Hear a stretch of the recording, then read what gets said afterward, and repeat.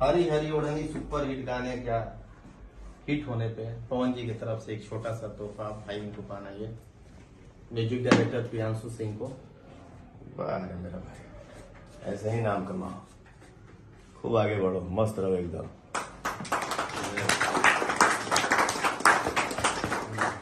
गाना बहुत बड़ा हो गई और उम्मीद ना रहे कि इतना बड़ और दिल से लव यू आपके क्या ये मुकाम पर हो पहुंचानी हमारे। अरे पगला, ये एक आदमी की मेहनत से नहीं होता है।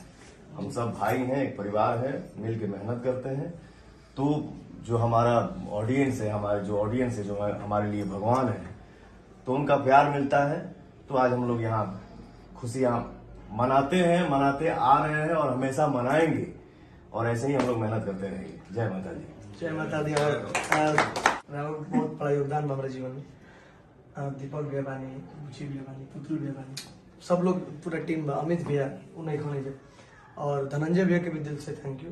और धीरज भैया के कि आप सबके सपोर्ट से ही आज कुछ बानी। और वो अगर कुछ बोलेगा तो अपना फैन खाती तो बोल दी। पगला, तू मेरा छोटा भाई है, बेटा है, भैया भी बोलता है, चाचा भी बोलता है। बड़ा भाई तुम जो दिल में रखोगे वही होगा तुम्हारा। अब आप मेरे बड़े भैया भी हैं, आप मेरे पिता तुल्य जी। बस मैं यही कहूंगा कि जितना दिल से मेहनत कर रहे हो, मेहनत को और बढ़ाना है। हम सभी को, एक को नहीं, हम सभी को मेहनत और करना है ताकि हमारे ऑडियंस का आशीर्वाद और मिले और हम लोग और आगे बढ़े। ठीक है, जय हो।